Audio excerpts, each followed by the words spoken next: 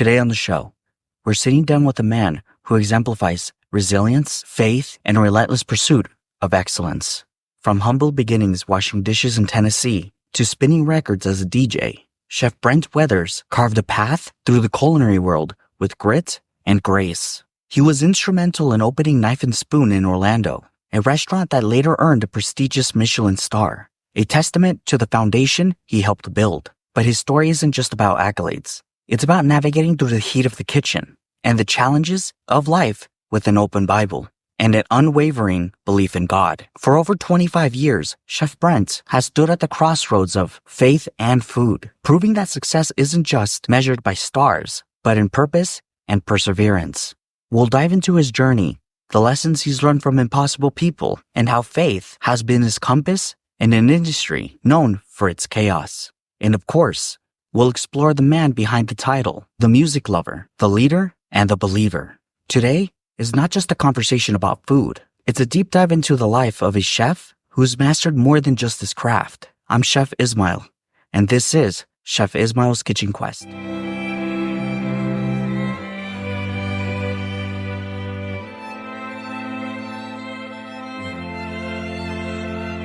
Chef Brent Weathers, I sincerely appreciate you taking the time to sit here, speak with me about your career, your insights, as well as your perspectives on the culinary industry. Voila. I do have a plethora of questions I do want to ask you. Let's have it. Let's start off with the introductory questions. So you've had a remarkable 25-year career in the kitchen. Can you tell us about your journey from washing dishes in Tennessee? Oh, good heavens. Well, I mean, at first I was cooking because I needed a job. And a friend of mine said, hey, Brent, let's go to this place and bust tables. It's easy money, free food. We get tipped. There's nothing to it. I was like, done. And so, but the place that we went to, that gentleman had experience and I didn't.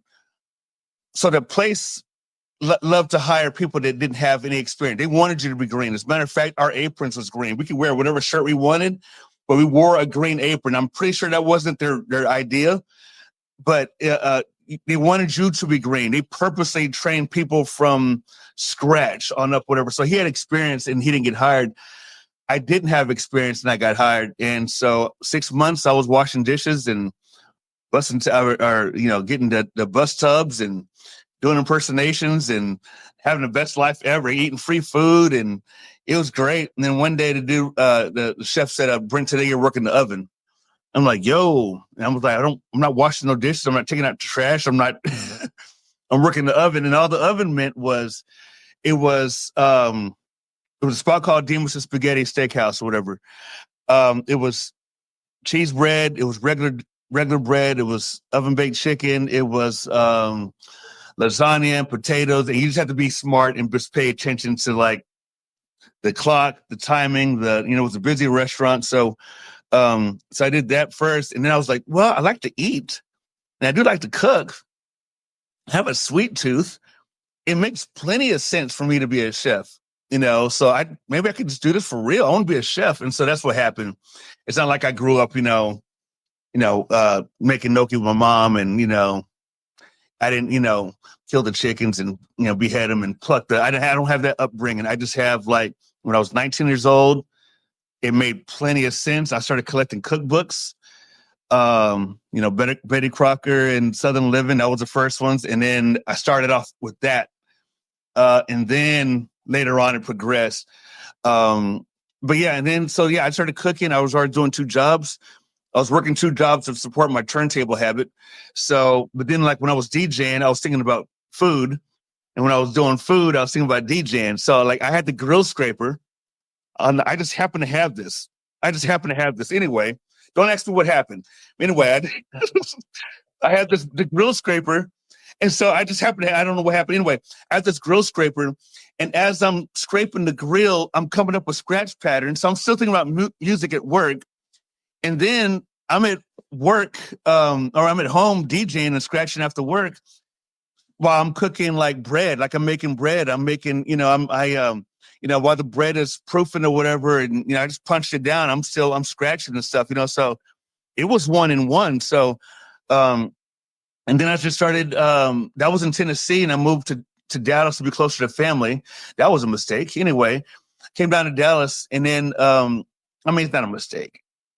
Whatever. Anyway, so I started working 2 jobs. I had all this debt from school, and so I had to work 2 jobs. So I was doubling up my kitchen jobs. And then 2005, I caught the bug, and it was severe. This guy gave me an on cooking book, and he gave me a Stephen Piles, the first, I don't know, he had a crazy mullet and this red, neckerchief or whatever. He gave me that book, and I was like, oh boy. And so after that, I just lost it, and I had the bug ever since then. I was obsessed with food. And then I remember seeing Ferran do the oh man, it was so I started getting introduced to hydrocolloids, and he took it was a mango rolled ice cream. Now, how on earth do you take ice cream and roll it?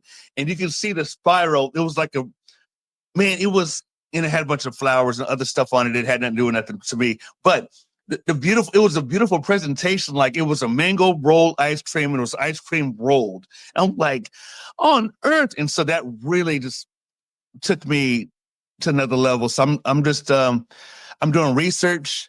I'm traveling. If you're the best in the city, I need to know exactly why.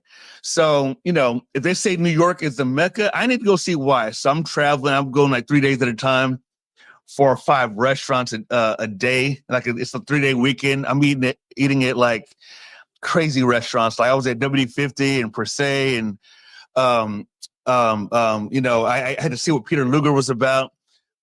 Morimoto, Bobby Flay, Robuchon. Le Bernardin was crazy because that was the very first Michelin restaurant I've ever been to. So I didn't do 1 Michelin or 2. I went straight to 3. Lost my mind. I lost my mind. I was like, what on earth? And so, and then I ate at Gordon Ramsay's restaurant, where I realized, like, he's for real too, because we see him on TV. He's like, don't eat, he's yelling and he's kicking stuff, whatever. And he has these high standards. But then, like, you go to his restaurant, I say, hey, can we get a tour or whatever? Say, yeah, come right this way. He didn't have to prep the kitchen. Hey guys, in 5 minutes, some guests rolling through. Right when we walked through, it just seemed like it was a grand opening. Like, the place was spotlessly clean. Everyone was on their station. There wasn't a bunch of, server cook interaction. It was just straightforward, just professionalism. Everyone was friendly. The scallops were cooked beautifully. The food that we had was wonderful. The dessert that we had was it was a carrot cake, but the cake part was warm, but the icing was cold. I was like, how on earth they do that? So it is making me worse. Like, I'm just this monster at this point. Like, so, and I started working at places where the places I was working at the time, no one cared that much. It was just a check, and the chefs I was working with were spineless. And so the job I had in the morning, a bunch of spineless people, unpassionate, didn't know who famous chefs were. Not that you need to know who a famous chef is, but I think it helps you to know where to position yourself. Like, if I pick up a guitar, it's going to be the imaginary guitar. No, never mind. The point is, so if I pick up a guitar, I think it's beneficial for me to know who, like, Jimi Hendrix is, to know who Jimmy Page is. Who's another Jimmy? Jimmy Buffett? You know what I'm saying? Well, actually, yeah, seriously, Jimmy. Hey, I'm gonna write that down. The 3 Jimmys. Because there's a lot of country songs. It's extremely simplistic. It's like 1 chord the whole time. Sometimes it's 2 or 3 chords. And then you have, like, Slash, those guys, they're just ripping it down, And it's like, you can figure out, like, what's all out there, and then figure out what style is your style, And so, because the people with 1 chord, they're going multi-platinum too. You don't have to be extra and go crazy and have this amazing solo where everyone's crying, because that can hit just as hard as the guy, an itty bitty car in an itty bitty boat, and that goes multi-platinum too. So it's like, so I learned to, like, know who Thomas Keller is. Like when I picked up that book, oh my goodness, that, and then a whole bunch of others, man. Like I just started worshiping, not worship, that's a bad word, but I started really studying and doing my homework on the greats. Whoever, if you were a great, if you had any kind of Michelin, if you were number one in the city, number one in the town, and that's how I used to train myself. I would Google the best, I would do stuff like this. I would Google the fanciest, or no, excuse me, fancy. Here we go. I would, I would Google, oh my goodness. Anyway, I would Google, or I would look up, this is way before, it's kind of like right when YouTube started. So I would Google the most expensive restaurant in Dubai, or the most, I think that's what I would do. What's the most expensive restaurant in Dubai? And then whatever hotels popped up, I would go to the hotel, look at the menu, and that's how I would train. I would take that menu, it's ours here, and I would get this, and that's how I would, because if I'm in Texas with people that's not passionate, how about if I just bring the schooling to me? And so that's what I would do, man. I would just train and study and study and study, and then I'm always doing homework. I always got like menus hanging around. I collect other people's menus just to see people's wordplay. I think that's pretty cool. And so I'm always on it. And then in 2000, oh boy, 12 years this January, it'll be 12 years for me and me working with John Tezar. So it's like, that'd be like, right now it's like 11 straight years of just working with him, and he can be very impossible. He'll tell you, the people will tell you, but like I said, with God in my life, I knew how to deal with, a lot of people and personalities and bullies and, Napoleon, the Napoleon chefs out there, and the person that I have everything right here. It's not even playing. The person I want to brag about their knives and stuff. This is a throwaway. I can't even bring my good stuff to work. I have to bring my like B team knives to work. But no, I work with him, and he said, if you just, hang out, hang around for the ride, because we're going places. So just, just keep your head down and work. I don't think he said keep your head down and work, but he was just like, just focus. He didn't say that either. He was just like, look, we got things going on. So just, and it just let me know that, okay, cool. Let me just pay attention and focus. And then from there, we started doing pop-ups and we started doing consulting. We opened up restaurants in different coasts. We've been in the Beard House a few times. We've, done all kinds of festivals. I was there. I helped them with the cookbook. So every part of the chef game I learned through John. You know what I'm saying? Like, I just learned every single part of, the game through watching him. So I literally would hang. I mean, not literally, sorry, but it's kind of like Oswald Cobblepot, Penguin. I'm holding the guy's umbrella, and then one day, like I'm on my stage of becoming a penguin myself. But I just, it's like the gangsters. It's like the drivers, the guy that drives the gangster around. He's hearing things. He knows the connections.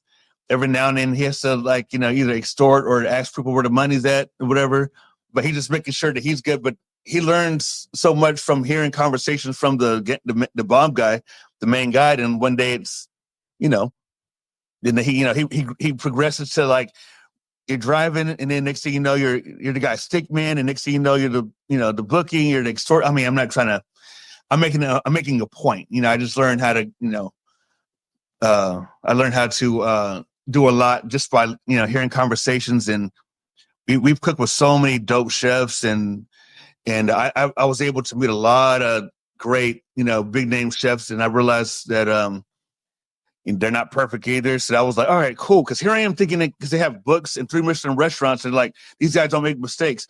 No, they make mistakes. Some of them can't do an omelet. Some of them can't do regular stuff. They just don't want to do custards. I'm like, yo, you have all this experience, and you're in Boston, you're in Chicago, you're in Napa, you're in New York, and you don't know how to do this anyway. So, and that helped me with my mojo, and it helped me with my my style too. So yeah, man. And I'm still cooking. That's a very um interesting way to go about the culinary, how you went through the culinary industry. You know, one thing I've always said was one of my biggest regrets in me being a chef was not knowing that I wanted to do this earlier. And throughout my early teens, all the way up until my early 20s, I always wanted to be a police officer. Went to school Mm-hmm. for it, did all that, and but it wasn't until when my son was born where I was like, okay, well, I got to get this, I got to get a job where I need to really like hunker down and get to going. And just like you, a kitchen job was just a paycheck just to get me by until, maybe the next agency or the next office was going to call me, hey, come in for an interview or whatever it is. Right. Mm-hmm. And it didn't work out, and so now I'm focused more on being a chef or trying to be a chef, because at this time I'm working as a short order cook, Mm-hmm. burgers, opening fry bags, opening sauce bags, spinning wings, and all that fun Yeah. stuff. Yeah. So you mentioned books. Mm-hmm. I have a paid subscription service for people who want to kind of get like exclusive content and stuff like that. And so one of the things that I just started was I'm going to start I asked them to ask my guest questions, Oh. to see if there's one question that really came, to mind. And one of my questions from one of my followers had asked me, what are the 3 books that you recommend in that you recommend for any aspiring chefs? Hoorah. I have to say, everyone says this, but let me see if I can give a decent explanation. Thomas Keller's French Laundry, sometimes I feel bad even about saying, because it's like everyone's go-to, but it's a legit beautiful book. He took the time out to make a beautiful book correctly.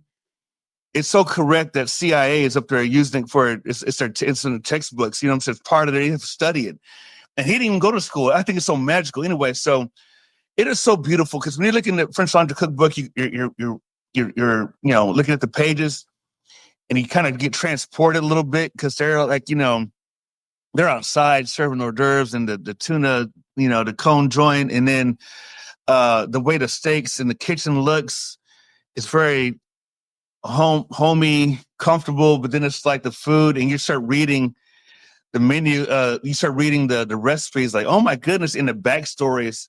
He was like, yo, this right here was a mistake. I think it was the walnut pear joint. He was like, yeah, that was a mistake. We were trying to do a soup and it didn't work out. And, we ended up using that for the dessert, and it hit, so French Laundry was a book that was really, really heavy. And nowadays everyone refers to it. So, if people have you want to do a tempura batter, where he covers that. If you want to learn how to from stocks and stuff, and then you have the quick stock joint, and then like the dessert, the pastries, and then there's some logical stuff, because he said don't think of gazpacho as a soup. You can also think of it as a sauce. And we didn't need him to say that, but sometimes it needs a 3 Michelin guy to say, give us that okay, so I can go on about French Laundry. So French Laundry, man, also in French Laundry, if you there's a part where there's menus on the prep table or whatever, and I'm like, it's none of that stuff is in the book.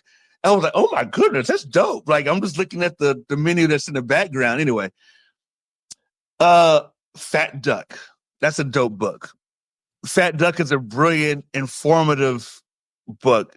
You can tell Heston took some time, and he really cares about food. And he didn't go to school either. So, you know what I mean? So it's like, I just enjoyed how addicted to food he was, and how the science of stuff, some of it's over my head, and some of it I'm not gonna bother with. And I don't want to buy what is that called? A refractometer, where I don't need to do all that. I just, here's my finger, or here's my tasting spoon. Sorry, wrong TV. This is a pond. Do this right here. Okay, cool. Needs more sugar. The end. I don't want to just, but I'm not buying a refractometer or whatever just for some. For me, I just don't. But Fat Duck is a brilliant book, and when he took the sorbet and lit it, and it was on fire and it didn't melt, I'm like, what are you guys on? So I'm like, I just love that kind of stuff, you know. And it just helps you. But that Fat Duck, man, from the presentations, I mean, he would have the quenelle like standing up. I'm like, yo, just imagine picking up like 6 of those. I'm gonna stand it up just right, even though it's for the camera, but still. The iPod course. Anyway, Fat Duck, French Laundry. I got books over here. What am I missing? Good heavens. Man, there's a book. I can't say it. It's Boulevard, but like there's another one. There's I enjoyed it's gonna hit me later, but the BLT joint, Laurent Trondel, whatever his name is. He has a BLT steak, BLT, fish, BLT, whatever. He put out a book. His first book was just regular food you can do at the house. There's nothing grammed out. It's all in cups. It's tablespoons. It's that's a book that's just everything looks tasty. But the one, let me do an honorable mention. But the one I think the books I always recommend 2 books, and I'm forgetting. It's a French Laundry Cookbook and 11 Madison Park's very first one. The very first one. They got carried away at the end. They started doing all this other stuff because he won Best in the World. So everything was all grammed down. They overthought everything. And it's not really whatever. But that very first one, you can't front. It just helps you as a chef. And it's all in tablespoons. It's in cups. They explain gels. They explain they had all these different crumbles and all these different like types of way to approach fish and way to approach garnishes. And it's a magical book. So French Laundry, Fat Duck, and 11 Madison Park's very first one. Those are my joints. Awesome. So you mentioned DJing earlier in your career. Starting as a DJ, how did spinning records influence your approach to cooking, if at all? Oh, I guess it did because, well, I guess naturally I like to mix things. So it's like, here I am thinking about, hey, man, I don't want to start ranting. Here we go. But for one example, I don't want to start, but I was just like, wait a second. Panna cotta, whatever. Anyway, panna cotta, cooked cream. Let's do that.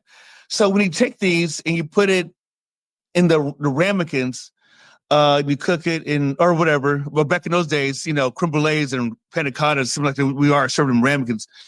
I was like, why is everyone stuck on this color? Why is everyone stuck on the same bland? I mean, not bland, but same like boring approach to panna cotta. Like, how about? Is there any way? And I thought about it. I was like, I'm obsessed because I was looking at like, okay, it's milk, but how about if I add flavor to that milk? Dude, I love cereal, dude. And this is way before I knew who David Chang was. This is way before Christina Tosi. I didn't know who these people were. In 2006, cereal, I'm saying like cereal, milk, and desserts and whatever. Like when I looked through the book, I was like, man, that was my idea. But I mean, I'm pretty sure it's not just us. I'm pretty sure there's some people in the past that did the same thing. We just don't know who they are because they didn't write it down and they're not out there. But I was taking like just take like cereal, right? Frosted Flakes. And how about if I steep the flakes into the milk, strain that, put gelatin in that, and then caramelize some pops, you know what I'm saying? Like crush that. And then because I love dessert, I was like, ooh, and then I started mixing things. Like I started just like, why aren't people doing this more? Why aren't people just like, why are we so stuck on like the same basic formats? Like I want to take, donuts and steep that and make that and turn that into an ice cream. Or, I mean, way before, dude, I was taking, I thought I created it. People thought I was weird. And then later on, it's the thing, but popcorn ice cream. I popped popcorn, steeped it in some milk, you know what I mean? Or and I put that into the custard, spun it, and I'll taste it. Oh man, popcorn ice cream. I never heard of it in my life. Then I go to Per Se and they had it. Like, man. But no, but like I just like to take things and just like, why are we still like Bernays, right? So why on earth are we still, how about we do how about I just take, instead of an apple sauce for this, how about if I just do an apple Bernays? How about if I just take a pork chop and use the apple, take some apple juice, reduce it or whatever, and then add that to the like the Bernays type of structure, whatever. How about I do a Bernays, apple Bernays for the pork chop? I think that's dope. So I was saying a lot of things in my mind and doing things I never heard of, and then like I share these things with executive chefs, and they're like, where I was working at is Embassy Suites, and it just wasn't. They didn't put me down. But sometimes they were like, yeah, I don't know about that one, Brent. I think that, I don't know if that's going to work or not. So like, dude, so I was dealing with people that just wasn't, I don't know, extra supportive really, but I knew I was onto something. And then when I met Elizabeth Faulkner and Wiley Dufresne and Alex Stupak, I was like, oh, and Sam Mason. I was like, oh my goodness. All right, cool. I'm on the right track. Graham Elliott's another one that I have to mention, because these people let me know that whatever you want to do, whatever you want to call something, you call it that and you do it. Those guys gave me the green light. So they let me know that I was on the right path. So, I mean, yeah. So, I mean, I just like mixing stuff, and just how about, because you got to the point where I didn't listen to music the same. I'm too busy listening for the snare. I'm listening to the part where, when Adra goes, drop, whatever, I'm just like, ooh, how about if I take that part because he goes, drop, and how about if I just take that, I'm just like, how about if I just manipulate that sound and do this with this, and how about if I take, so I got to the point where I would listen to music the same, and that's the same way with food, like, why on earth are we still making Caesar salads? Like, there's a whole bunch of different types of lettuce in the world. Are we so stuck on, can we just branch out and, I can look at someone's tomato basil soup. Like in my mind, I'm like, how about if I call it a tomato basil cappuccino, where I take the tomato bisque and then I froth up the grain action, and then it's like more approachable. It looks sexier. You're not dealing with a bunch of leaves in your mouth. And it's like, hey, this is a tomato basil cappuccino, and it's like the green froth. Like, that's how I was thinking. So I don't know. DJ maybe helped me in that area, but also have a natural creative brain anyway that God blessed me with. So there's that. So I don't know if yeah. Yeah, no, I mean, for me, it was always difficult because, in the academy, we were very, this is what it is. There's no, there's no gray. It's black or white, and that's it, Yeah. And so going into the culinary industry and trying to come up with recipes and be creative, it was very difficult for me at first. But taking the approach that you did, looking at menus and then eventually checking out these other chefs and having and seeing what they're doing differently, kind of got me going as well. I think the first thing, which sounds dumb, but to me, it kind of like elevated the way I thought about food, was beurre blanc. Just beurre blanc. You add some some orange zest, and and some orange juice to it, and you're good. Yep. You get an orange beurre blanc and so forth, right? So yeah. I'm just like, so I guess it was from that moment where I was like, okay, well, I guess I can, mix different ingredients. So now I have a coffee creme brulee, made with Mexican type style coffee, or, I'm doing, filet mignons for Valentine's Day. I did a filet mignon with dark chocolate, and people are just like, this doesn't mix well. It shouldn't mix well, but it mixes well, But it did. Yeah. So people were pretty, interested in that, but I'm that's pretty cool story that you were able to combine both mixing as well as culinary all together. Yeah. So when it comes down to, so you worked in kitchens across different places, Tennessee, Florida. Yeah. What unique aspects do these regions bring to the culinary world, in your opinion? Uh, I think I would have a better answer for you if I said I worked in, if I was in South Carolina, and if I said if I worked in South Carolina, I worked in Miami, and I worked in maybe Los Angeles, maybe I have a different whatever. But the restaurants I ended up being at was just, it wasn't, you know, um, like I said, if I worked in Jamaica, if I worked in obviously like Maine or something, I think I would have a different. Well, how about this? How about the restaurants, the ones that you've tasted? What do they bring in the culinary world? Well, New York was heavy because it's you like it's so competitive, and so everyone it seemed like everyone had to be more on it.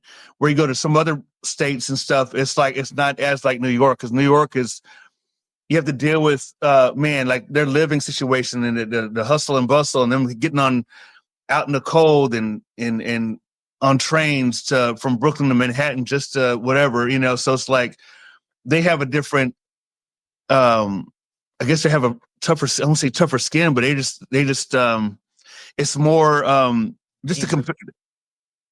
Huh? They embrace it. Yeah, it's just very competitive. It's just really, really competitive, and they're up there for a reason.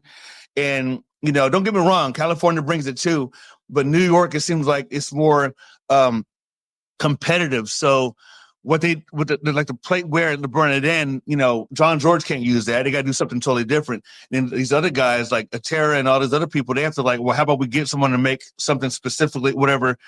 That's just in the plates. And then with the food, trying to like, okay, I mean, they're just up always trying to outsmart the next chef. They're just whatever. So all the food I've had in New York, I just remember things stood out. I mean, I guess from service to the way they would the style of presenting the food, the flavors and stuff. I mean, man, I live in Texas, right? So I think some of that stuff up there could have used a little more, smoke, or could have used a little bit more salt, or but I don't remember I had a great time at all these restaurants I've been to in New York. But they're just really competitive. So I would leave New York thinking like, man, I gotta outsmart the next man. Like that's what it did for me.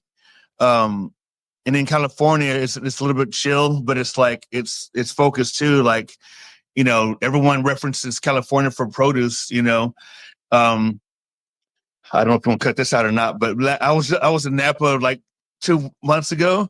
Went to the farmers market. I was like, you know what? We have equal, if not better, tomatoes down in Texas. So I was like, I think some of that stuff is hype, because I don't want to go to New York to start my life all over because of, well, if you can make it in New York, you can make it anywhere. Like, dude, the whole world can't move to New York and stodge. It's not happening. We all can't go to Chicago. We all can go to Boston and Atlanta and Detroit is starting to bring it these days. I said Georgia already. California and Washington, Seattle, Colorado. We all can't move. Somebody needs to stay in your state to hold it down. I'm in Dallas. I think people like-minded like me need to stay here. I don't want to move off. I mean, if you can do it, but I think I'm not gonna say New York is overhyped, because they have the proper props and stuff like that, and I think everyone needs to experience that. But I don't want to start my life all over just so I can say I went to New York, because there's a lot of people from New York and they're hacks.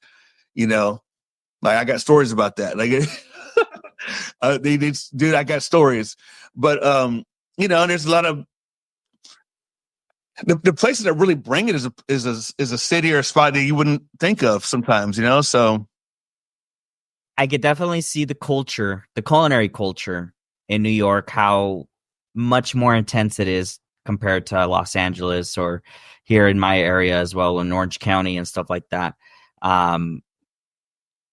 Do I believe that we're trying to get to that level? Personally, I don't see it just yet. mm-hmm. But man, it's just I don't know. When I went to New York, I just felt it was a lot more competitive over there. Maybe I should stay out here and cook and work with said chefs or whatever. We passed by 11 Madison Park, and I was just like, this is absolutely amazing. This is a 3 Michelin star restaurant, absolute a legend, Mm-hmm. Uh, so you mentioned working with impossible people. Yeah. Can you expand on that and Yeah. share how you navigate through these challenges in the kitchen? Impossible people, man. You have people that just, everything from, um, hey Brent, can you brunwall some shallots? And you're gonna have that one guy that he's always going through your station. He doesn't even have a rank. He's equal like you. He wants to like keep you down. You have people that's always trying to brag about what they've done, where they've been. We have to deal with when I say impossible specifically, it's people just very, very, very hard to deal with. Very hard. They come to work and it's a lot of frowning. It's a lot of I've seen some bullying. I've seen this one guy get bullied really, really bad. I'm like, we were grown men. This guy's like, I don't know, 28, 29 years old. The other guy's like 33. And he just gave him a good, just like for no reason. They were like equal ranks and everything. He just totally just, totally just like he had the guy shook. The guy was like swallowing all hard. And, I don't want to reveal the story because these guys may look at this and then I have to deal with that. It's more impossibleness. But I've dealt with this one chef. He always would put me down always. There's a lot of them that did, but one guy, my goodness, he always wanted to talk about like what all he owned, how I should aspire to be like him, and what how much money he had. I told him I had a piano at the house. He goes, "Bring you have a piano?" I said, "Yeah, I got a little. You mean keyboard?" Yes, I have a keyboard. Oh, okay. I have a grand piano. Who's that guy? He wanted to let me know. There's people that's they're using your spoons and your knives without permission. You'll find a knife and your spoons are missing. Your knife was chipped. Somebody is not they refuse to do the right thing. I've walked into kitchens where the pasta that was cooked off is still there, not on parchment paper, just the dirty tray itself. And while these other guys from New York and all these guys from different restaurants of high quality restaurants walking around letting it fly, I'm like, you just bragged to me about how you're from New York, but yet I'm walking in and like chicken's eye level, like raw chicken is here. No one's doing nothing about it. So there's a lot of people that just I feel like there's a point in particular I want to use, but no, there's a lot of people. It's just hard to work with. They're not team players. They disappear for a long time. The executive chef, he wants to bang half the staff, so he doesn't tell the women to like step their game up. So it's like I've been around where I had to do. There's like a lot of hard work, a lot of work that we could have done as a team, but it was like set aside just for me, which is fine now because it built character. So that's who we, whatever. But it just there's a lot of people that I work with that had no spine. They didn't care if something they didn't taste their food. They didn't care if we had this one dish at a hotel I was at, and it was like a crispy tilapia, whatever it was called. And they didn't care if it was if the food died in the window, they would still sell it. They didn't care if something was over or something was burnt, they still sold it. And so to me, that's I just had to learn how to there's people not carrying their weight, and so I had to, where the Bible comes in is because before I go to work, I couldn't just get out of my car and clock in and work. Back in the days when I first started, I had the pocket Bible, so I had to bring my pocket Bible on me. I had a CD of some singing, so I had to put some singing of some church songs just to get me geeked up for work, and just so I could be able to turn the other cheek, and so I could be able to, the Bible says in why me? Why am I doing this now? I think it's Ephesians or Colossians, where it's like, if your boss, I'm paraphrasing, if your boss tell you to do something, do it like I told you to do it. So then I had to read verses like that before I clocked in, because I'm walking around. I'm like, why is when I leave, it's clean for them, but when I come into work, it's dirty for me. And it's 12 of y'all, and no one cares. And so there was a time when I had to, my heart was racing. I had problems breathing a few times, all because of work, all because of I didn't understand why people didn't see things not my way, but just, like, don't anyone care about food and wanting to be better? And I was outnumbered. And so that's why I ended up traveling around and whatever. But yeah, I would have to, for me to work with impossible people, that Bible was open. I'm saying stuff like, "Get behind me, Satan." It was, I don't know, just people just not on the same page as you, and they don't want to be. I had this one guy, he's a piece of work, and this is going to be on the Brent, this is going to be in a masterclass at one point. He would go on his cutting board, he would let everyone know what kind of chef's stature of chef he was. And so he would have a scale right next to his cutting board. Dude, we're in service. What's the scale for? But he would let us know in his knife bag, guess what, guys? I have my own scale. And he would have it out for everyone to see. I'm like, dude, I want to smash that scale so bad. So there's a lot of egos, man. Man, so how did you navigate through those? Well, I literally had to, one lady, I just say, "Hey, look," I said, "check this out. I get it. You're beautiful. You have curly hair. You're blonde. I'm a woman. Hear me roar. But we're on the same page here. We're the same. Why are you don't have to, get at me like this, whatever." And she was just, I just had, so some people, when they're bullying you or when they're trying to talk crazy to you, it's literally like this right here. Shoulder to shoulder, eye contact. "Hey, my man, we good? What's going on with you? What's happening? I clearly offended you. What happened? Did I make one of your girlfriends? I don't know. I mean, you have a girlfriend here or something? What's going on?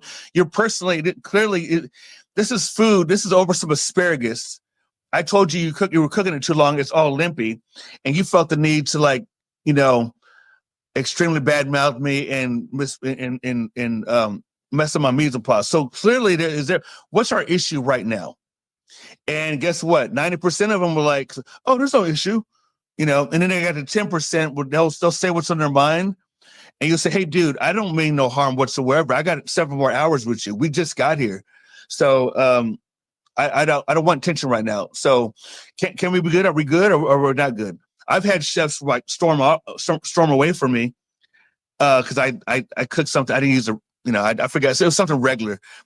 And they just, "Well, fine, I'll do it myself." And I would follow them. Anytime a cook would just, say something stupid and walk away, that's corny. We're grown men. We're grown women. We're grown whatever. And I'll follow you. I was like, "Hey, man, what's going on, man? Let's talk about this now. What's going on? What's happening?" "Well, I said, "Hey, man, it's just bacon," or it's just, we can recook another one. I apologize. Or I don't know. I've learned to if someone's being impossible, instead of being like, "Okay, I have everything here, and now I need a pen." Size, yeah, I guess size matters, whatever. So here's a pen. I don't want to go home and be like, "Dear diary, I got yelled at. This guy doesn't like me. I hope he likes me tomorrow. Love, Brent." That's whack. I don't like that kind of stupidity. I'm not going to be, there's no Dear Diary when I go home. It's Dear Diary right then and there. When I go to a fast food, when I go to McDonald's, when I go to Hardee's, when I go to Carl's Jr., is that good for you? Yeah, okay, cool. When I go to Carl's Jr. and I say, "Hey, give me a number 3. I want a number 3, no ice. I want a shake, and I want another thing of whatever. I want 2 fries and whatever." And they give it to me, but I get in my car. They gave me exactly what I asked for. But I'm looking at it, but it was like it was a number 3 from yesterday. And the steak is not right. The bread is stale. The food is cold. The fries are mad stale, and the drink is, the carbonation isn't there, and it's warm. They gave me what I asked for. So the best time you address something, give me food when it's hot. Don't give me, if we're beefing right now, let's clear it up right here and there. It's like, "Hey, my man, I did say that. You're right. And I don't know what happened. I think I have no excuse. I apologize. But let's take care of it right then and there. all that, hey, Brent, yesterday you said, because I'm already forgetting what I just said now. You talking about yesterday. So, if we're beefing and if there's something I've done and, if I've offended you, I've said something or I've did it. One time I impersonated somebody. This guy thought I was impersonating him. And he was like, thank you for making fun of me. I stopped cooking, cut it all off because he was expediting. I walked around the corner. I say, hey, man, what's going on, man? What's happening? Dude, you've been nothing but good to me. I have zero reason to make fun of you. All right, well, we'll get back to work then. I said, no. And he's not going to talk to me this way either. So in order for me to get back to work, you need to understand I wasn't making fun of you. All right. And then he felt, because as a man, the louder you talk, the more, he couldn't just say, I'm sorry, my bad, and hug me. A man has to be like, all right, fine, get back to work. I said, and I laughed. I kept on looking at him. I said, are we good though? Yeah. And I waited for him 3-4 different times for him to let him know I wasn't going to run back to work because he said so. Yes, he's my boss, but you ain't going to be, extra sensitive now. You know what I'm saying? Like, dude, I just told you I wasn't making fun of you. It's not my fault I impersonate the whole kitchen. I can. It's not my fault I do voices. It's not my fault I make all these noises. And I'm not making fun of your beat up car. That's what I do. I just make noises in the kitchen. I'm annoying, but I'm not that annoying. I know when to cut it off, right? But anyway, so when people are being impossible with you, address it right then and there. Shoulder to shoulder, eye contact. Hey, my man, we good? Hey, Sheila, what's going on with you? What's happening? You said I was, and then no, I said nothing but a G thing, baby. I was quoting a song. I didn't say nothing but a G string. Oh, I thought you were talking about my underwear. No. G thing, baby. I was talking about Snoop and them. I didn't know you were wearing a G string till now. In the looks of things, you might want to let me stop. Yeah.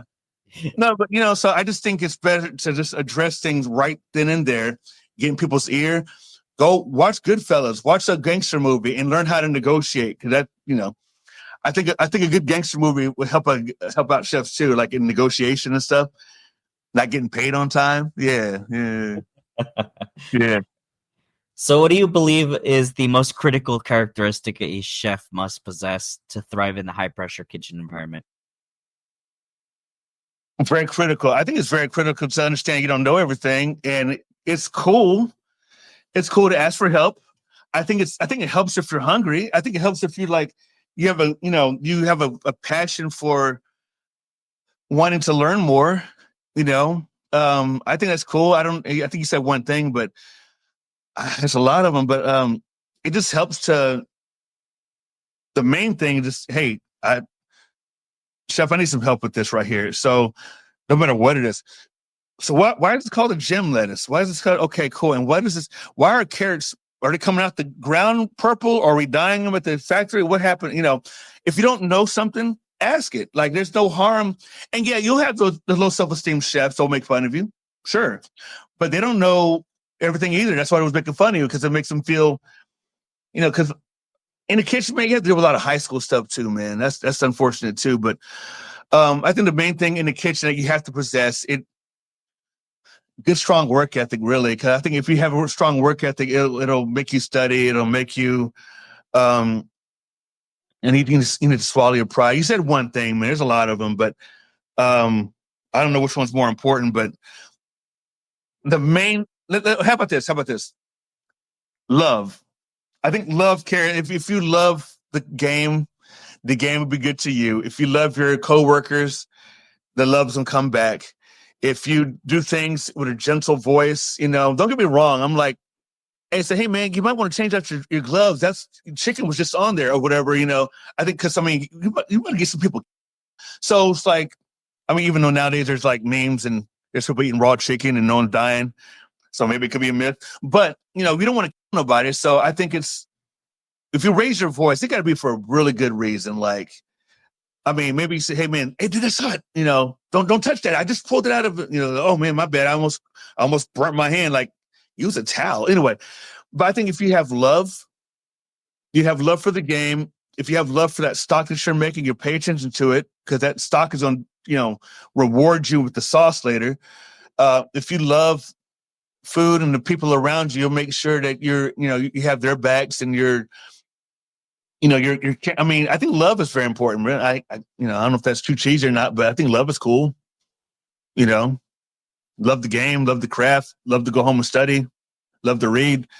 If you love people for real, you're not going to go to a restaurant that's trash and like dog them the whole time. Like, hey, Brent, how was that restaurant you went to last night? It wasn't my favorite. I mean, I think you should. The music was cool. I think it's cool to have a loving spirit about stuff. And also, what happen is people are going to return it. Well, hey man, that guy's a cool dude. That lady, man, she's real dope. She doesn't say, she's one of a kind. I think that's cool to have love. Yeah, I think that's a very important factor to it, because you have to have love for what you're doing, especially in this industry, because it's so hard. It's extremely difficult, and I think that if you don't love what you're doing, you're gonna have a really hard time in this industry. So your success is clearly a product of your hard work, but you've also mentioned the importance of faith in your journey. Can you explain how your belief in God has influenced your career in the kitchen? Well, I guess so. What happened as a kid, I want to be an author. I want to be a preacher, a teacher. I like competition. I like science. I want to be a scientist. I want to have the science lab coat. I wanted to be a businessman. The briefcase and the whatever. I want to have all these things. I went to school for it and I failed. I'm not good at school. I'm not good at academics, right? So when God took care of me, so God put me in the industry because I was as I was busting tables and washing dishes, and I was like, I think I want to be a cook. I want to be a chef one day. And it started clicking, and I was like, well, I mean, they do wear white, chef coats. They do have the tool bag. I'd rather have a briefcase full of knives and a briefcase full of papers and files and stuff. The science of it, like, why does gelatin do it this way? Why does agar do it this way? What's it come from?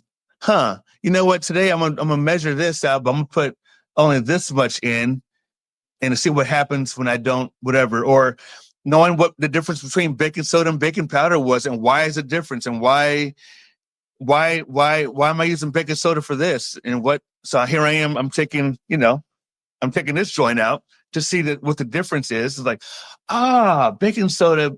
Okay, it works good with acid, and that's why and baking powder. Okay, I didn't the tempura or the chocolate chip cookies didn't come out as brown. What did I do different?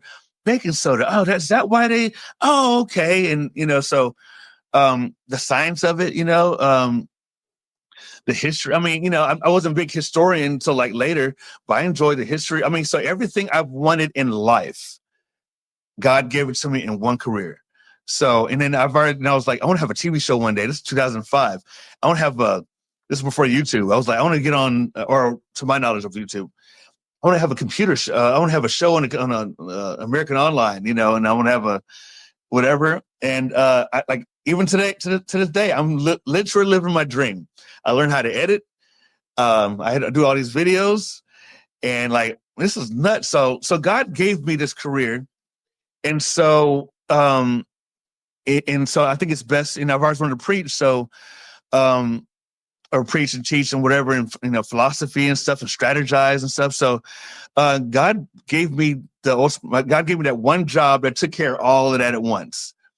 The masterclass series, I want to turn those into a book. You know what I'm saying? So like, God gave me everything so, I knew that God is with me, and I think that, when you're fabricating a lobster and looking at a avocado, like you're always around his creation, like water came from God, the bones God created, God spoke that, God spoke that, God spoke this, that whole produce situation, God, his creativity and whatever, he created that. So God is all the way around us in the kitchen. Like there's nothing everything, God spoke it all, so I just knew that. I just felt like, God is around me. When you go to an office and you're doing this, God created the paper and from a tree.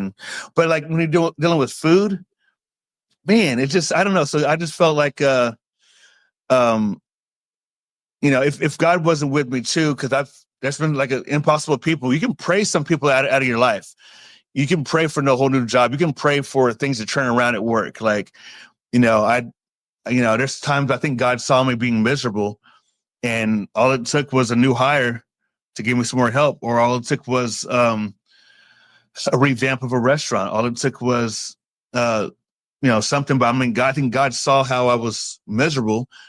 So God took care of me all throughout my culinary career. I've been the people that were impossible.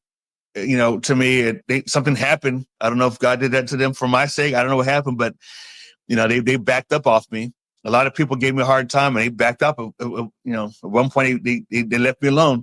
So God had my back with people. God gave me what I wanted.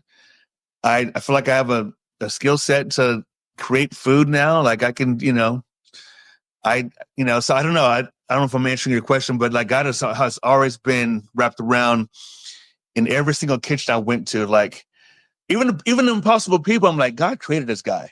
Or maybe I'm in this guy's life for a reason. Maybe I need to invite him to church.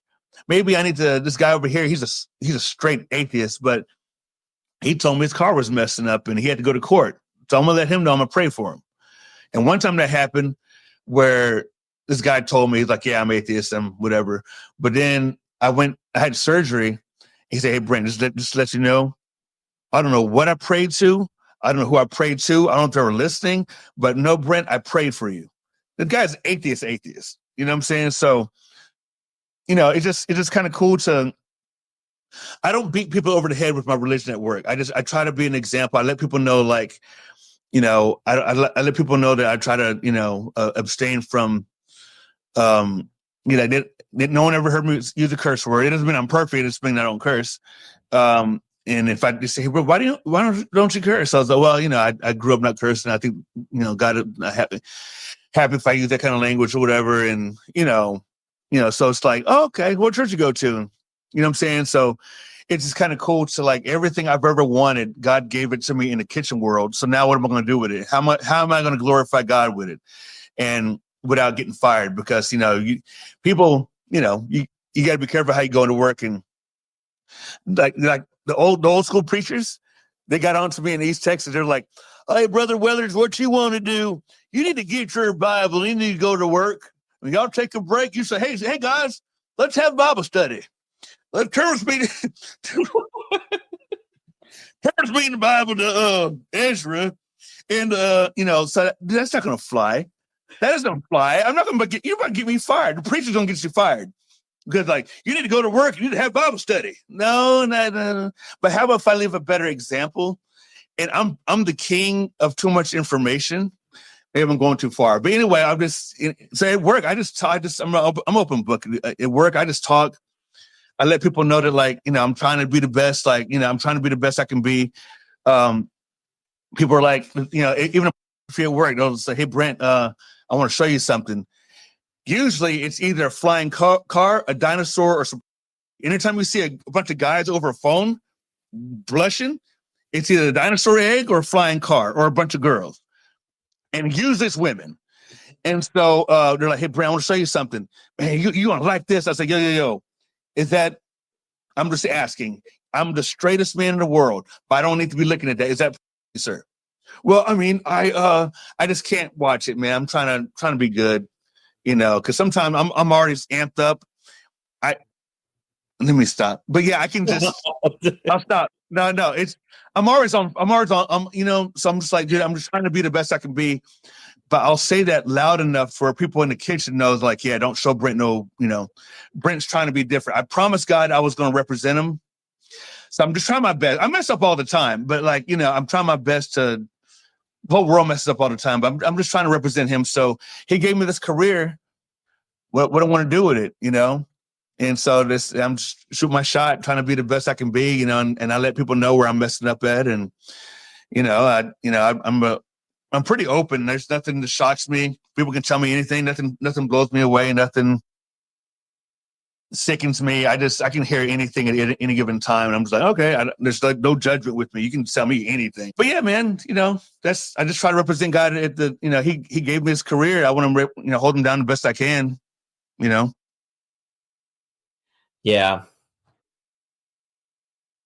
Yep.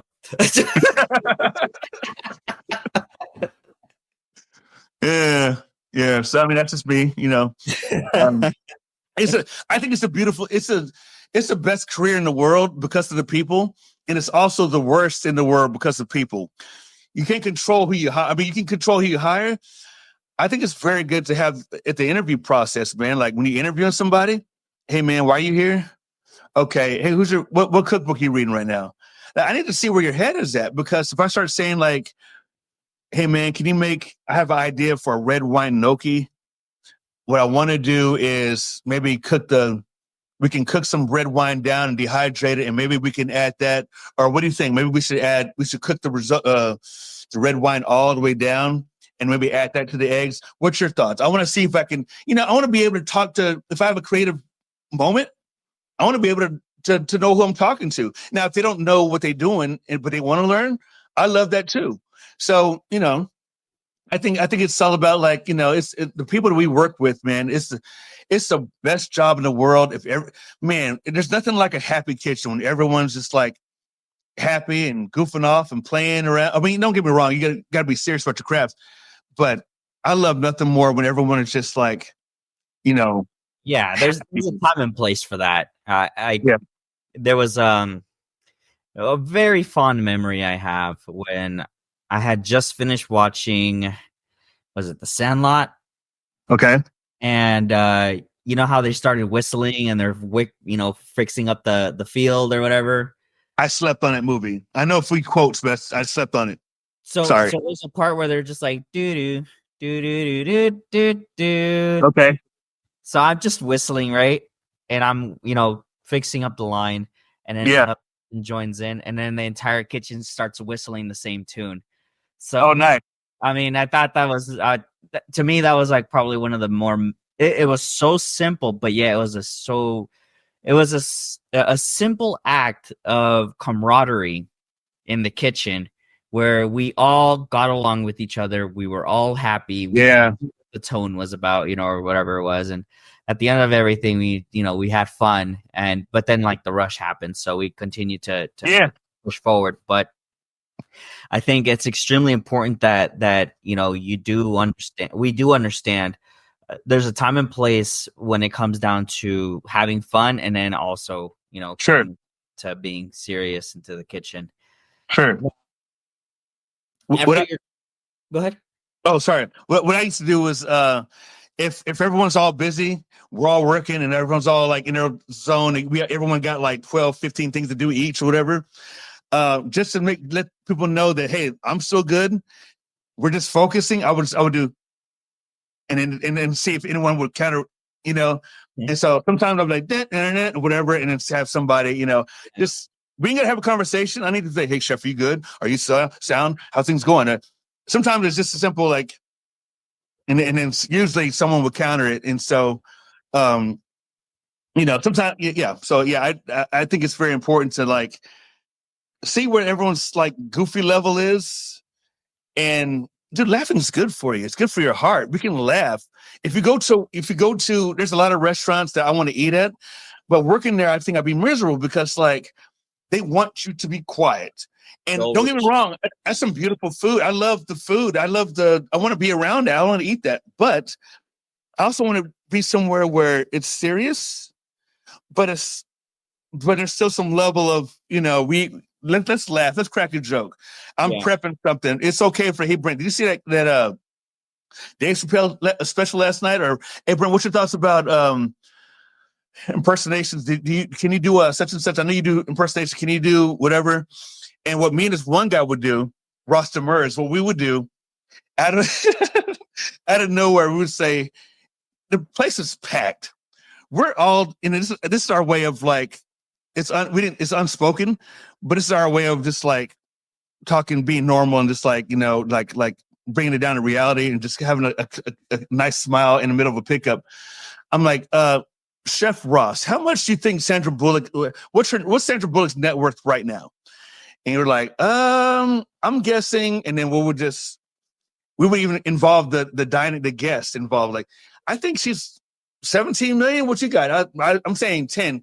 Someone else like, no, I haven't seen her in years. Probably like 800,000. And we're just as we're cooking, because the people I was working with, we just made it look easy. We're picking up a lot of weight. We're doing a lot of stuff. We have the focus. We're communicating, but we can still talk and be cool and have fun. So that was one thing that me and him did. We'd have the net worth game, like, hey, how much so and so's worth right now, and then we would just, But I think it's cool to smile. It's cool. It's healthy for you. Yeah, absolutely. Yeah, especially in a stressful environment like that. Mm-hmm. We are constantly moving. We are constantly making sure that everything is, up to par and stuff like that. And, in a situation that you were in, where you were the minority in terms of the people who cared about the craft, I'm sure it was very frustrating for you. I mean, for me, in my case, when I first wanted to do it, it was very frustrating to me because I also was the minority in that way of thinking. And so when it came down to it, I was just like, man, it was very difficult for me not to blow a gasket, because it's just like, yeah.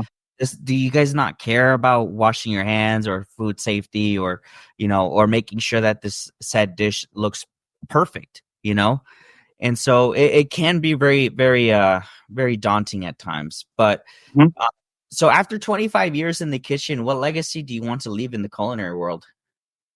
I want people to it's okay to think, it's okay to use your head.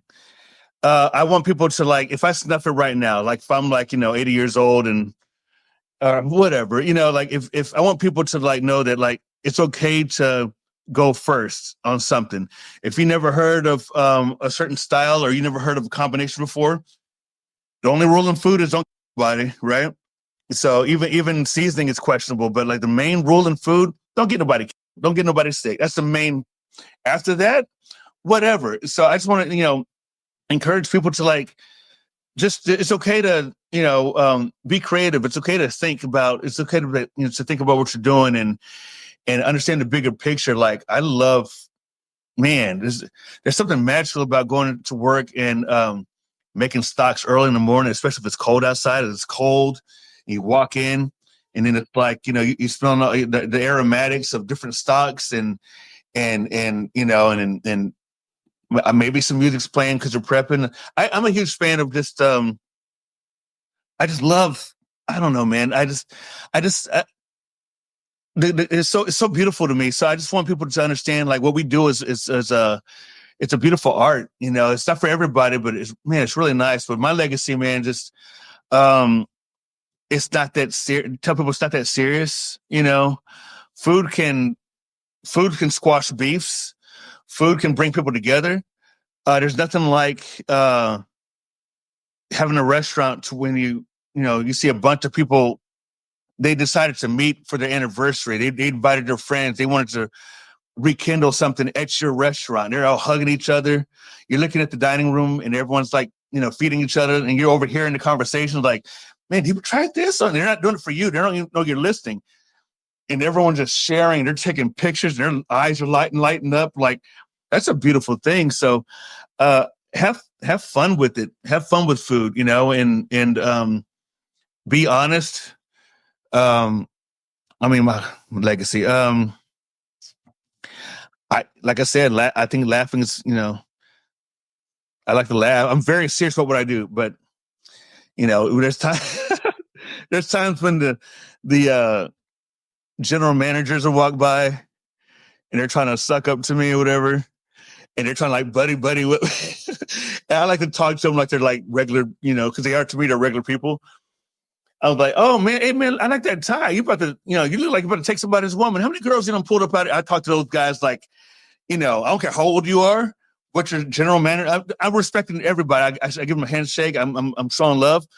But that second, third day, I'm about to talk to you like we're regular, because they're regular people. They clock out and they go to, they do this thing. But yeah, one time it was what was it? It was a few times when the health department showed up, and here I am. I'm being extra. I had the I guess I put it somewhere, but I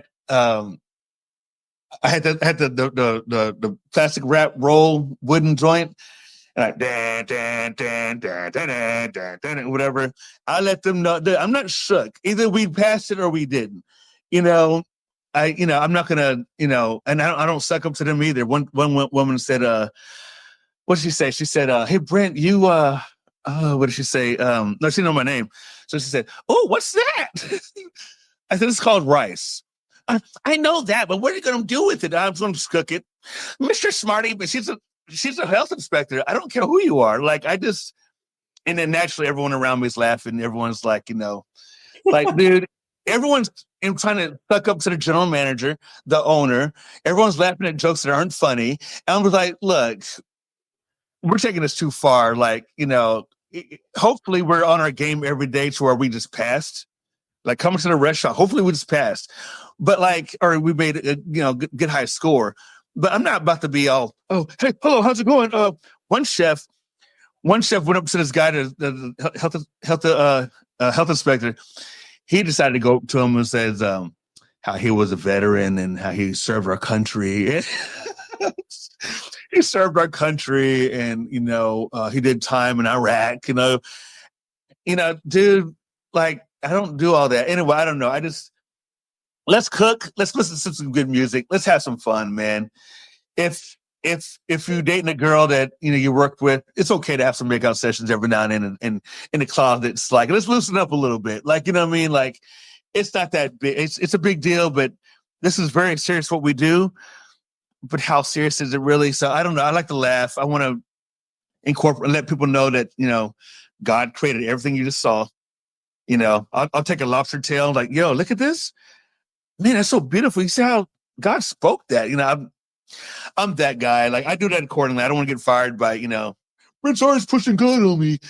They can't say that at all. I just answer questions. Hey, Brent, how was your weekend? I said, oh, my church was awesome, man. And says some guy got baptized. I got really amped up. How was your weekend? They asked a question. I answered it. So, yeah, man, I want to cook. I want to learn. I want to, explore, share, and repeat. It's not that serious. I've never, if I have a restaurant, which is God willing, it's in the works, but if I have something going on and James Beard decides to give us a nod or an award and he invite us, cool, let's go. Let's go to the Chicago and let's see if we won an award. If anything, we're networking. We got out the house, we dressed up. So it's not that big of a deal. If Michelin says that we got a Bib Gourmand or, we got a 1 or 2 or 3 or whatever, sweet. But that's not why I cook. When I started cooking, it had nothing to do with that. I wanted to make the best French toast in the world. I wanted to make the best peach cobbler in the world. I wanted my bacon. I wanted my breakfast to be better than IHOP. And that's why I cook. It had nothing to do with no award. If you want to give me an award, the award is when you go to someone's house and you give them a fee. You do a private dinner and you charge them $200 and they give you $5. You know what I mean? Like, dude, it's. I want to eat and laugh, man. Tell some stories. Do some impersonations. Talk about life. Repeat. Travel. It's not that big as, like I can do 25 plus more years, but I'm not gonna be stressing out. Like these guys are like, hey man, hey Brent, the food critics on table 12. So I'll tell them so. I tell them, like, I don't care who's here. Hey Brent, Dallas Morgan, D Magazine is here. Dallas Morning News is here. So, hey Brent, you know who that is? Who is it? It's the writer. It's the chef at the. Hey, look, check this out. I come here to cook, and I'm here between this time and this time. My job is to do the very best. So my mom, a food critic, my enemy, they all get the same treatment. So I don't do all that table 12. Let's make sure it's nice. You just insulted me because you just told me all my other food wasn't nice. That's all I heard. That's how I take it. Hey, Brent, table 9, make sure it's perfect. What else was I doing? You know what I'm saying? So anyway, I just want to just, cook and learn, repeat, share some stories. If that guy's meatball is better than mine, hey, dude, what do you put a binder? Oh, you didn't. Okay, then what do you use then? Really? Huh? I was putting, I don't know everything, and one man's ceiling is another man's floor. So whatever you got going on, there's somebody else that body bags it, like across the street, or it could be a third grader in home economics class, and she made the best pancakes that the school's ever seen, and it will body bag yours. Hey, ask little Sarah. Hey, Sarah. Hey, Vanessa. Vanessa Levon, how do you do that? How on earth did he whip, really, egg white? Huh? You know what I'm saying? If a third grader bodied you, she bodied you. Learn from her. Him. Yeah. So for someone who's starting out in their culinary journey, what is the most important piece of advice you would offer? Just get ready to work, get ready to ask questions. You don't know everything. There's gonna be some impossible people to try you. Everything from like why you have your apron on like that to your knife was dull when it's really sharp. Have tough skin. Say yes, chef. You'll be saying yes, chef, for a good long time. If you're in the wrong, say yes, chef. If you're not in the wrong, say yes, chef.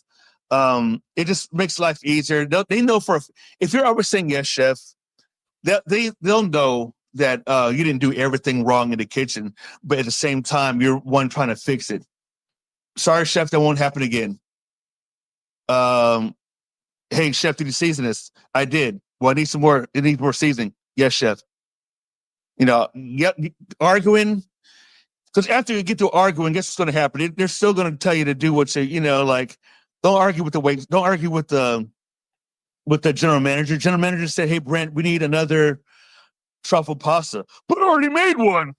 Yeah. Yeah. We need another one. The worst comes to worst goes to worst, right?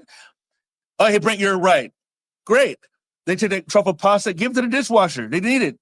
We're screwed without them. So give it to the dishwasher. Like it's a win-win. Plus, I made another entree because you said I need to make one, and you were in the wrong. Dude, I get off in 4 or 5 more hours. I'm here to cook. What's the problem? I got there at mad early in the morning. We took a break, time for service, and I'm here to cook. Hey, Brent, can you make another? We need 3 more such and such made. I just made one though. I mean, do you really need 3? Arguing. I mean, don't get me wrong. It's cool to be like, hey, chef, are we sure? Because I'm looking at table 16. They do have it. Oh, okay, my bad. There's no harm in, chef. Are we sure? But all that arguing and slamming, plates, kicking the oven. I hate these people here. Yeah. You're there to cook. It's the approach. Just cook. The approach. Yeah. I mean, man, that's, bro, like I don't like it when people start to argue over something as minuscule as doing an order again. Because hey, maybe you could use it 3 tickets down the line, or some other reason. But I mean, yeah, man, just do the order. Just make it. And I learned that back in '99. There's one guy said, "Hey, Brent, we need another chicken fettuccine," and I just, me 19 years old, very first restaurant, I already made it. He goes, "Hey, Brent, I understand that. Just make another one." And there's nothing I can do about it. After we get through arguing, guess what's going to happen? I still got to make it. Yep. So just make it. And like I said, just give it to the dish pit. Whoever's washing the dishes, their job is tough. And sometimes, they get, it's they have to deal with a lot sometimes. Sometimes they can't move. Can we feed them at least? Can we make sure that, I mean, don't get me wrong. Some people purposely, oh my goodness. Sometimes people are very impossible on a level of they'll ring in an order, cancel it, just so the server, because they had to eat that day, because they're hungry, they'll take it and they'll eat it real quick, and because they can get nothing to eat. So, oh, my bad, and if a spineless manager hired them, they'll just let it fly. here we are. I'm trying to make sure I'm prepped up for dinner service for the masses, and you have employees trying to be sneaky, so that drives me up a wall. I wish we would just interview better, but yeah, just get ready. If you're new into the game, just get ready to cook and just get ready to say yes, chef. Get ready to ask questions. Get ready to ask for help. You're not going to know everything, and what they did at your last job, it was literally that. Everybody's different. Everyone has a different perspective. If someone says, "Hey, Brent, can you make us an ice cream?" Or can you make a savory? We want to do the savory custard of I don't know. Let's go truffles again. Hey, Brent, can you make that happen? And I'll say, Chef, you want me to do my thing, or do you have a direction? Like how many? Do you have a direction, or do you want me to do something? Just, hey, Brent, it's just for this guy out here.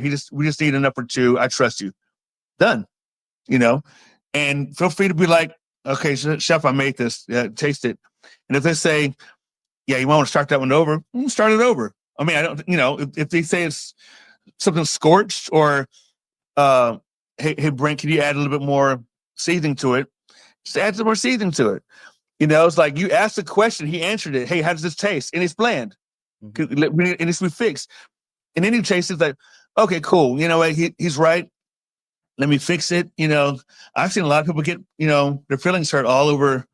One guy made a cacio e pepe, and it was he made a cacio e pepe one time, man, and the noodles was mad crunchy. And he goes, and we're like, yo, we're eating it, like, it's crunchy. Like, that's not, it's cooked long. No, it's perfect. That's what it's supposed to taste like. Just take the L. So sometimes your executive sous chefs and executive chefs and owners, whatever, sometimes they can't take the L either. Hey guys, I want to make a lasagna, but the inside is going to be filled with, and it's a bunch of weird stuff. Like, chef doesn't really speak to me. I'm not really feeling that one. I don't know. We can make something to see how it tastes, because we've all been wrong before, but no, chef, I don't like that. Like, tell the guy, like, we need more honesty in the kitchen, and be honest. If you're going to work in the kitchen, just be honest. Hey, what time did you get here? Chef, I was late. Hey, is that burnt? Yes, chef, it is. Chef, do you think we can make it happen, or do you want me to start over? Start all over. What were you thinking? Thank you, chef. I'm sorry. Oops. Like, I think honesty is cool. It'll take you a long way. Yeah, no, definitely. So I have a couple of fun questions for you. Let's have it. What's your go-to dish when you're just cooking for yourself at home? Cooking for myself at home. All right. Well, I'm a sucker for starch. I love cheese. It's nothing for me to make a cheesy rice. Like white rice, cooked, put a bunch of cheese in it. And if I have some bacon scraps around the house, throw that in there.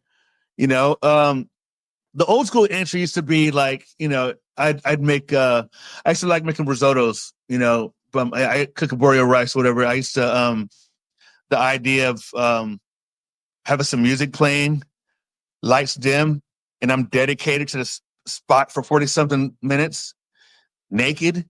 I'm like naked. I'm naked. I was like, yeah. You know what I'm saying? And it's just me. It's me, Sade, maybe some incense.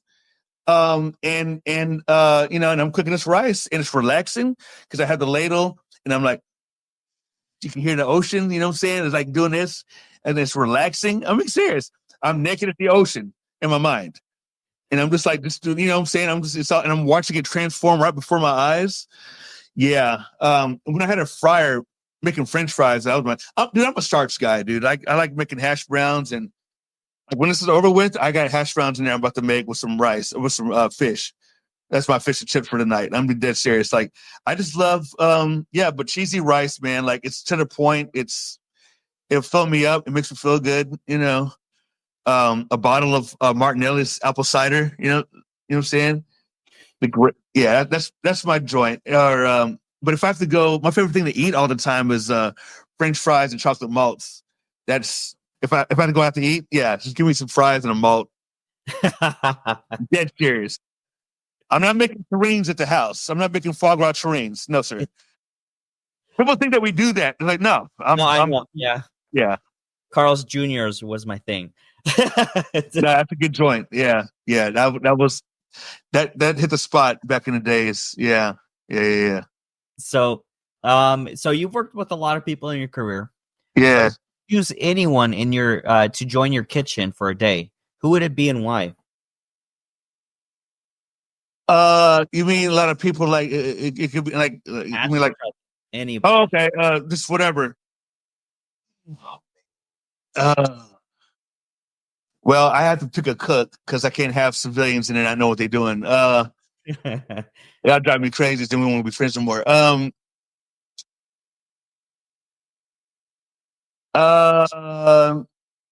I have an automatic answer, but I'm trying to give it some thought because I just some other people I've cooked a long time. There's two people, man. There's a I've been working with him in a long time.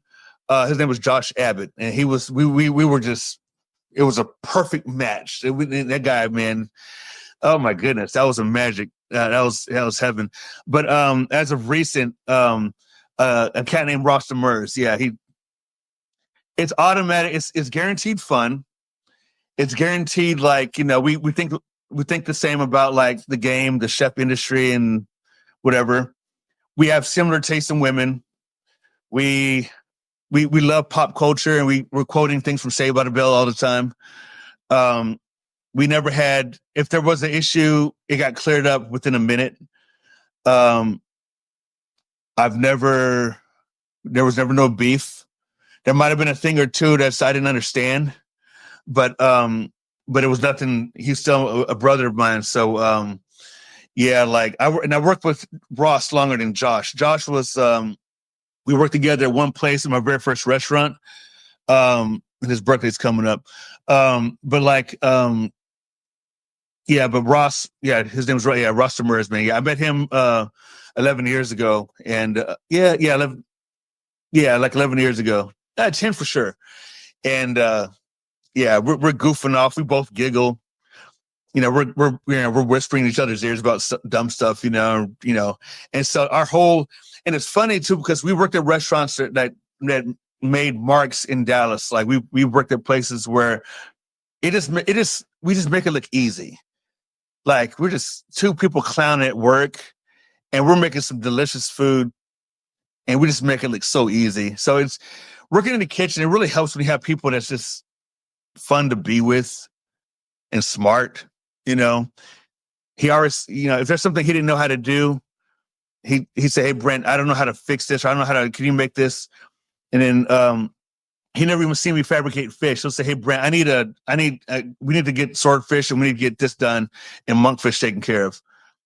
Yes, chef. He didn't even see me do. He didn't ever looked over my shoulder. He never played me. If we need to do a puree or some type of a sauce or whatever, he never not once babysat me. So he just had faith that I knew what I was doing, and I did. So he just gave me he took bullets from me and stuff like that. So I had to stop before I started crying. But no, he's dope. He's his name is Ross Demers. You can Google. He's not flashy. He's on. I think on social media, it's Ross Demers. So he's not. I mean, he's not. On main. Like with me, I post a lot of stuff. I'm always on something. I'm editing videos, and he's just chilling. He's he doesn't post a lot. He don't do what the other chefs do. So yeah, that's my guy. Awesome. I got 30 others, but that's the main guy. Yeah. Well, shout out to Josh and to Chef. I'm Ross. sorry, Ross. Yeah. Josh and Ross. Yeah, those guys. Yeah. Awesome. Just insane. Like just extremely just like way too funny. The first guy, Josh, we would bond because I never had a girlfriend in my life. I don't think he had one. We were always getting rejected. And we would tell rejection stories like, "Hey Brent, I just asked Alicia out. Big booty Alicia? What'd she say? Nope." And we just thought that was the best thing in the world. Every time we got rejected, and we would make fun of each other, say how ugly we both were or whatever, and we would just like make fun of each other. But we just had the best time in the world. So that's why I love doing what I do, because the introduction was a fun kitchen. It was fun kitchens. And we had the #1 spot in the city where I was at. So I'm used to being a part of a #1 situation and having fun. That's why I'm built the way I'm built. I want to have fun regardless. Usually when I go to work, sometimes the party starts when I get there and it's over when I leave. But like, But I've learned not to be obnoxious. I've learned you got to stop it. I can't be, I have to see I have to see how everyone is feeling in the kitchen first, before I start like singing. I don't even do all that singing and whistling, but I just kind of, before I start popping off, I need to see where everyone's at, because not everyone has a great day, when they clock in. So, Yeah, no, definitely. Sometimes do have to read the room before doing anything. So, and last question: you must have had an appreciation of music, and if you could play any genre while cooking, what would it be to set the perfect vibe in your kitchen? man, it just depends on the mood, really. Cause, oh man, I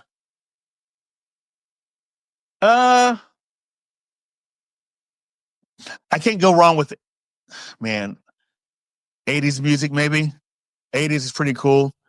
80s was dope, anything from, like, you can't front when that song comes on, you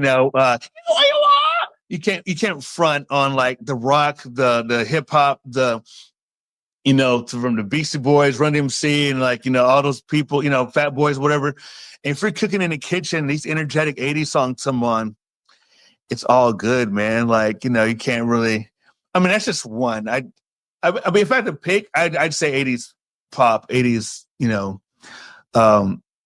yeah, anything in the 80s for sure. Yeah. Awesome. Yeah, 80s, it's such a good choice. I mean, I still listen to the 80s when I drive. I love classical and Yeah.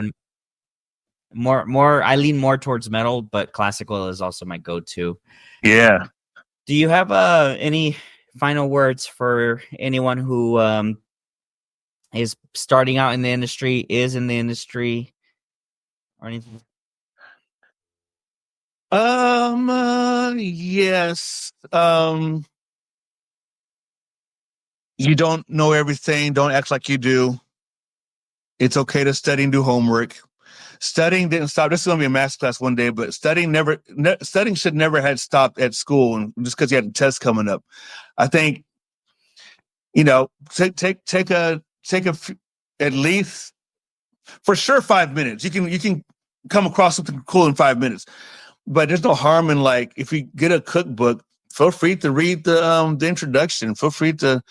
I met Dominique Crin one time, and I got her cookbook, and I actually read. I was trying to read it like it was a novel, then I got lost. Got lost track. But I read her introduction and the other stuff. So when I met her, it was cool to me. Like, hey, yo, that was a good point you made about So I don't know. I think it's good to read what the other chefs that did before you, and they put some wisdom down on some books, things that helped them out. So I think it's cool to always study. Be ready to learn. And if someone says, yes, I made mayonnaise with hard boiled eggs, don't cuss them out. It's like, hear them out, see what's going on. You know what I'm saying? Like, it could be something that changed the world. I think Wiley Dufresne did that one time. Or it was a question he asked in a book or something. It was a what if part of his book or something. He was like, yeah, I want to make mayonnaise with hard boiled eggs. Let's give it a shot. See why not? Let's give, anyway. So just be kind, have love in this game, be loving, study, ask questions, get ready to learn every day. Be yourself. Be yourself. Don't try to. Everyone does the same thing. Like, first of all, I don't like when people say TK. I say Thomas Keller. I mean, I don't know him like that to be like TK, but like, just because it's in that book of his in 11 Madison Park and Fat Duck doesn't mean it's what you should do. That's what he wanted to do. If you want to take that tempura batter he did, and you want to, add some sriracha to it, and you want to, even though you never seen no one do that before, like, feel free to, put some squid ink up in there, and turn it, there's like, just because it's in a book doesn't mean that's what you should do. I've seen pasta recipes from 3 Michelin dudes where they put salt in the pasta dough, and this other guy said, don't put salt in the pasta dough. It's like, what do you do? Who do you believe? Well, you believe you. You believe your tongue. You believe what you like, and you shared. Each chef was supposed to be an individual. I'm supposed to share what I think is dope. You know, like it's okay to have a restaurant and not put a Caesar salad on the menu. Like, come on, are we still on that? And I get it, but like, out of all the lettuce that's out there in the world, are we still, you know, and we're not even doing the Caesar salad correctly. Like, you can take the name off of it, say maybe it was inspired by it, but you know, we're just butchering that whole. Anyway, just I don't know, like, get ready to cook, and if it's not for you, there's no harm in bowing out.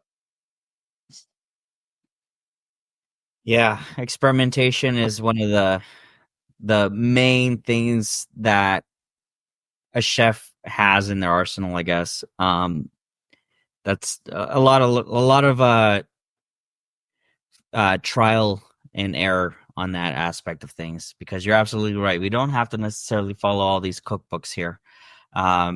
We can use them as a foundation, but then we have to add on to it as chefs. Correct. But Chef Brent, I sincerely appreciate you taking the time to sit here with me. Yeah. It's Fun been time. a very entertaining and absolutely an absolute, how do you call it? Not educational, but Different perspectives. I have a different perspective. a very good perspective on the reality of what it is to work in the kitchen, especially for those who don't understand that the kitchen is not what the bear is. The kitchen is not what, you know, La Cocina, the new movie that just came out. I think Right. that the kitchen can be a toxic environment if you are in one. And I think what you described in this podcast has been 100% truth. I can attest to it, and you know, I've seen it as well, and I'm not too proud to have to be the one who says, hey, you know what, I gotta let you go because said person said you were harassed, or said person, you know, it just gets very uncomfortable for everybody in the party. Yeah. And it's been a very, very great talk. I definitely want to do this again because and I would love to cook with you one day, because That'd be dope. I could tell the energy that you have and the good positive vibes that Cool. I think that's something that I would definitely enjoy having to do, you know, and you know, maybe one day we can definitely organize something with like you and several other chefs who are on this podcast, and do kind of like a pop-up with That'd be dope. courses and, you know, 3 course per chef or something. That'd be dope. Yeah. That would be pretty cool. Absolutely. And have yeah, because I thought about doing that. I thought about if there was a day where I released or announce the opening of or day one of my podcast, have it in a pop-up somewhere to where like there's mics out and we're cooking and it's like, you know, it's a celebration, but it's live on the podcast. Like that's my mind. If I ever did like a legit like Brent Flicks or Masterclass podcast or whatever, or maybe if it's a podcast, maybe I'll call it Massive Flicks. I'm gonna put both of them together. But like, yeah, just I want to. Yeah, it's cool, man. That'd be cool to absolutely do that. Yeah. Yeah, it's been it's a huge it was definitely a great conversation. Cool. And I sincerely appreciate, again, you know, this is the longest I've sat down with someone. Hey. And it's just, I mean, I'm continuously asking you questions. You're giving me amazing answers to the questions, and I absolutely loved it. So thank you so much, Brent. Hey, thank you, man. I appreciate you.